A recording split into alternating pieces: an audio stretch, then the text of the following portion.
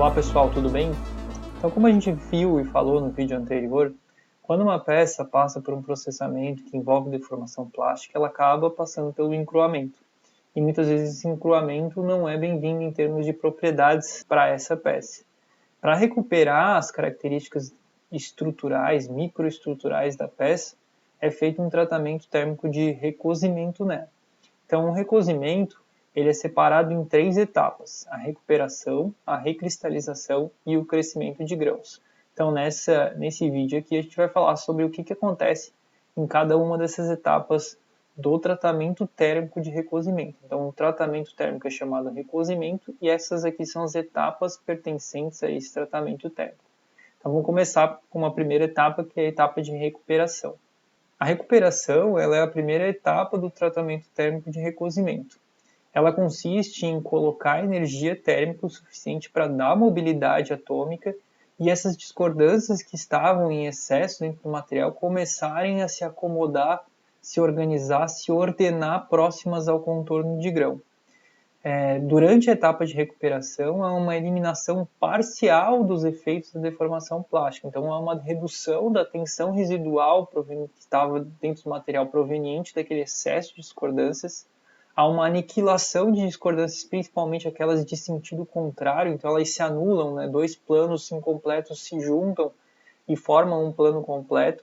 Então, o número de discordâncias, a densidade de discordâncias que tinha depois do encruamento tende a reduzir, mas ainda não alcança os estados originais do material, né? Então, antes de acontecer o encruamento. A gente fala que há um determinado alívio de tensões durante essa etapa, né? Então, as discordâncias é que elas se ordenam próximo do grão. Esse esqueminha está mostrando mais ou menos o que está acontecendo. Um grão deformado, ver essas discordâncias seriam essas linhas em azul aqui, estariam totalmente emaranhadas. E depois do processo de recuperação, há um alinhamento dessas discordâncias próximo ao contorno de grão e algumas discordâncias acabam se anulando uma com a outra.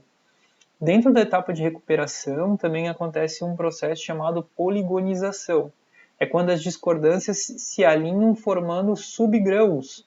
Então, por exemplo, aqui a gente tem uma discordância em aresta se alinhando com outra discordância em aresta, se alinhando com outra discordância em aresta, e formando quase que um contorno de grão. Então, a gente tem uma orientação cristalográfica um pouco diferente desse grão para esse grão aqui, devido a esse alinhamento de discordâncias formando esse subgrão dentro do material, né? Então, essas discordâncias aqui alinhadas estariam formando subgrãos dentro do material, né? Então, esse alinhamento tende a causar isso.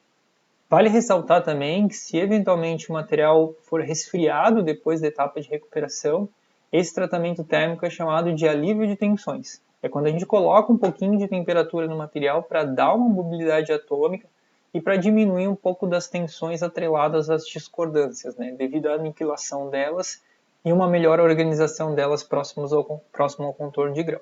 Então, o resultado dessa etapa é um aumento da mobilidade atômica, uma liberação parcial da energia armazenada na rede devido a essa aniquilação das discordâncias, e a gente recupera basicamente as propriedades aí de condutividade elétrica e térmica do material, que foram modificadas devido ao encruamento, e tem uma leve recuperação das propriedades mecânicas. Então, tem uma leve queda de dureza, tensão de escoamento e resistência, e um leve aumento de ductilidade.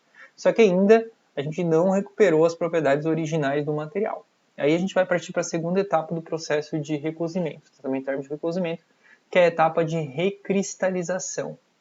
Nessa etapa de recristalização, toda a energia proveniente do encruamento é eliminada, então a gente recupera a microestrutura original do material. O que está acontecendo em termos microestruturais durante a etapa de recristalização? Ao acúmulo de átomos próximos ao contorno de grão, formando como se fosse um cluster. Então, a nucleação de novos grãos e crescimento e substituição dos grãos deformados em toda a microestrutura do material. Então, esse esquema aqui mostra um núcleo se formando próximo ao contorno de grão, por isso que a etapa é chamada de recristalização, né? Um novo cristal que está se formando. O núcleo se formando próximo ao contorno de grão, e esses núcleos aqui eles vão crescendo e vão substituindo os grãos originais que estavam deformados devido a esse encruamento. A etapa de recristalização ela pode ser entendida ou visualizada através desse gráfico. Esse gráfico aqui mostra o percentual de peça, o percentual do componente que foi recristalizado em função do tempo de recristalização. Aí o que a gente nota? A gente nota que a gente tem um tempo de incubação aqui, que é um tempo de nucleação, formação daqueles núcleos no contorno de grão. Depois os núcleos vão crescendo e vão substituindo os grãos deformados, até acontecer no final do processo de recristalização, uma velocidade um pouquinho mais baixa, né? A taxa é um pouco mais baixa, acaba acontecendo toda a recristalização por completo. Né? Então a cinética do processo acontece um tempo de incubação, começa de maneira lenta, aumenta a taxa e depois no final diminui essa taxa de substituição dos grãos deformados.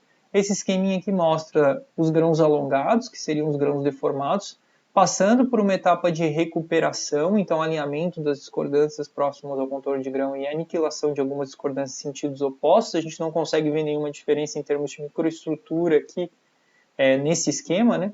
Depois passa por uma etapa de recristalização, vê a formação de novos grãos pequenos provenientes desses núcleos que cresceram no contorno de grão. E daí a última etapa que a gente vai ver depois, que é o crescimento de grãos, né? A cinética do processo de recristalização ela é muito afetada devido a fatores como temperatura e tempo, né? Principalmente temperatura, né?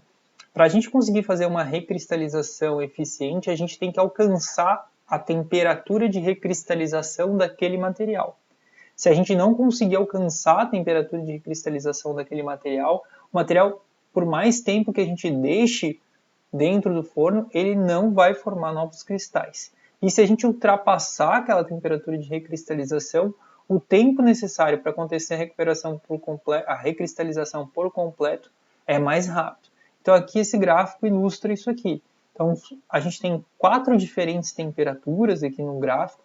A temperatura é maior que a temperatura 2, que é maior que a temperatura 3, que é maior que a temperatura 4. Todas elas são temperaturas superiores à temperatura de recristalização do material, senão a recristalização não iria acontecer.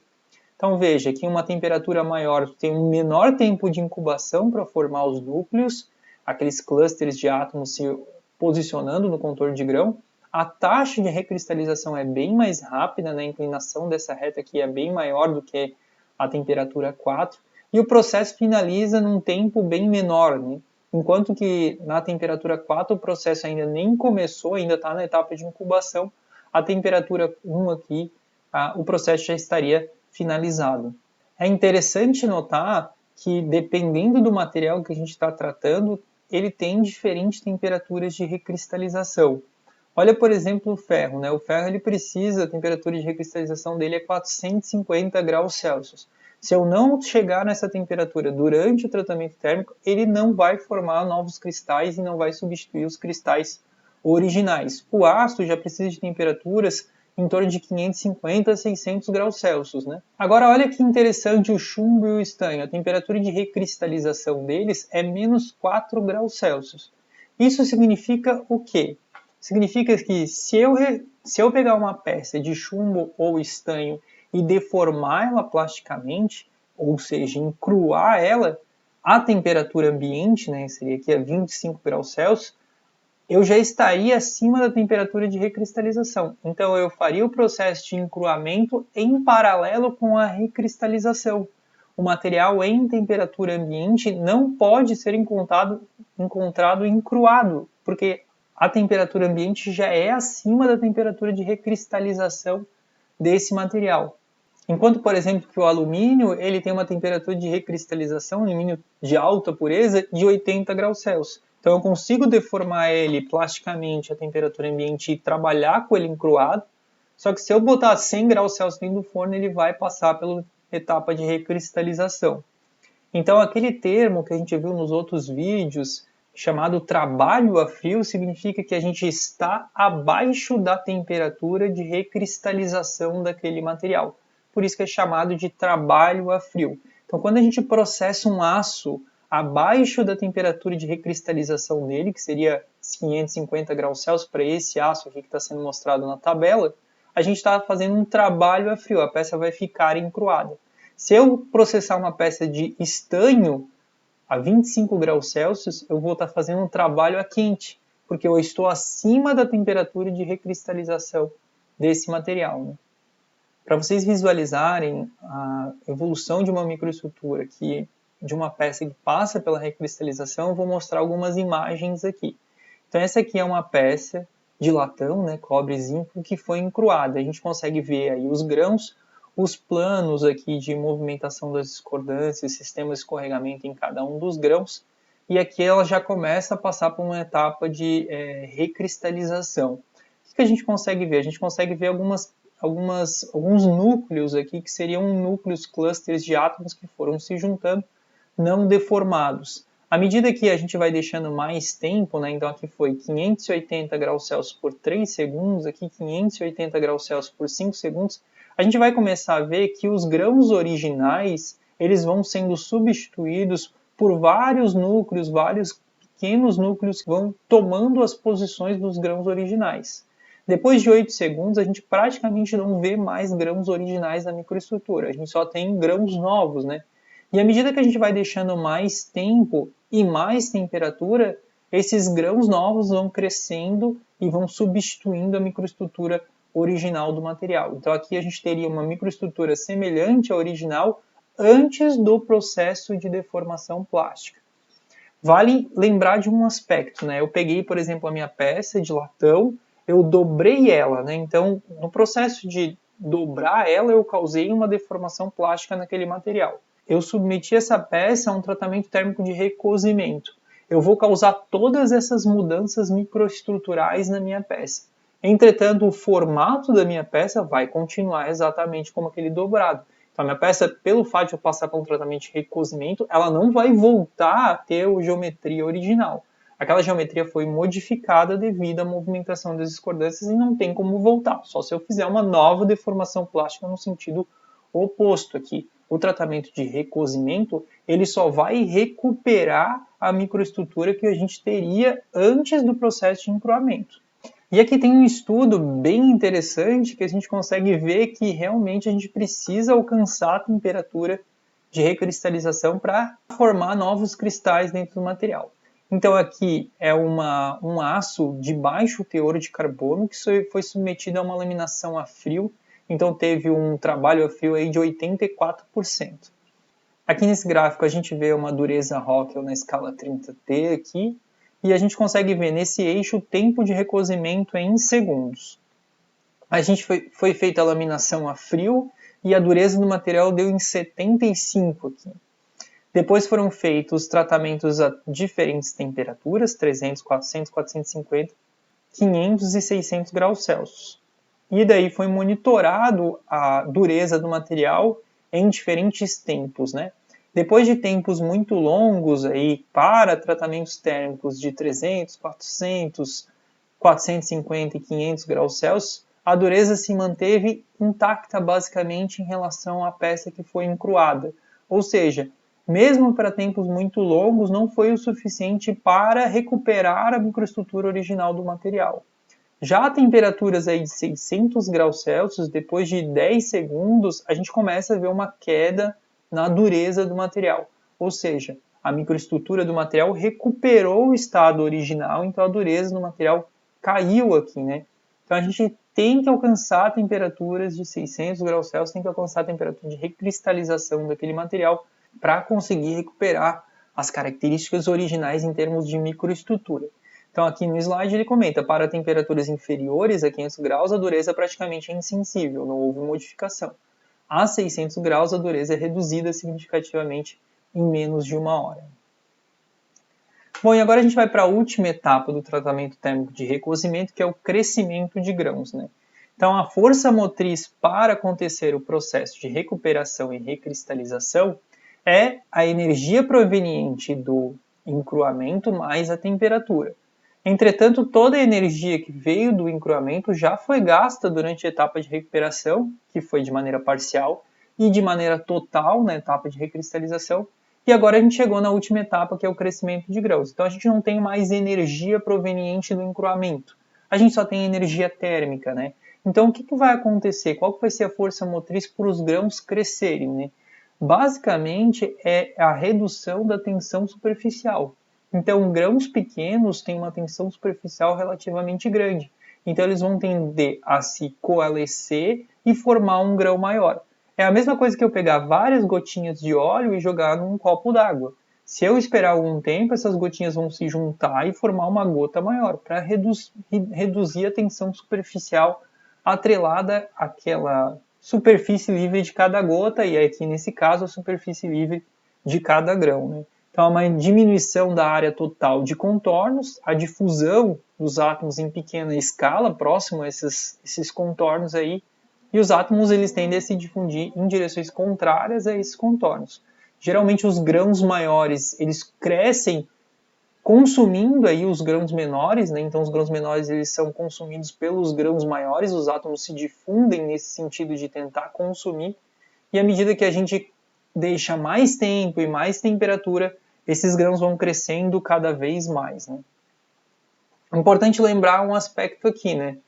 Uma das maneiras aí de controlar as propriedades mecânicas do material é controlar o tamanho de grão. Então, nessa etapa, a gente consegue controlar um tamanho de grão. Se a gente quer um tamanho de grão pequeno, a gente vai recristalizar a peça e depois que ela recristalizar, a gente esfria. Se a gente quer um tamanho de grão maior, a gente vai recristalizar a peça, esperar por mais tempo no forno. A gente pode até eventualmente aumentar a temperatura para aumentar esse crescimento de grão. Aí a gente vai ter menos contorno de grão, a gente vai ter uma peça mais dúctil, menos dura, menos resistente. Então aqui a gente consegue manipular esse crescimento de grão para alcançar um determinado desempenho mecânico, e também outras propriedades são alteradas pelo tamanho de grão. Então agora uma revisão do que a gente viu, né, nesses vídeos. Então a deformação plástica ela causa uma tensão residual dentro do material, que é proveniente desse encruamento, esse aumento de densidade de discordâncias lá dentro do material. À medida que a gente vai colocando temperatura juntamente com a energia proveniente do encruamento, começa a etapa de recuperação, que é o alinhamento das discordâncias e aniquilação daquelas de sentido opostos. Há uma liberação parcial da energia dentro da microestrutura do material. Depois que a gente vai colocando mais temperatura e tempo, desde que a gente alcance a temperatura de recristalização daquele material, vai acontecer a etapa de nucleação e crescimento de grão. Então, essa nucleação ela vai começar nos contornos de grão, vai substituir os grãos deformados, e depois que há a substituição completa dos grãos deformados, esses novos grãos tendem a crescer à medida que vai deixando cada vez mais tempo e mais temperatura. Se a gente quer uma microestrutura com grãos maiores, o que a gente chama de microestrutura mais grosseira, a gente deixa mais tempo e mais temperatura. Se a gente quer uma microestrutura com grãos menores, mais refinada, logo depois da finalização da recristalização, a gente resfria o material à temperatura ambiente, aí não vai dar mobilidade para esses átomos se difundirem e crescerem nos grãos. Beleza?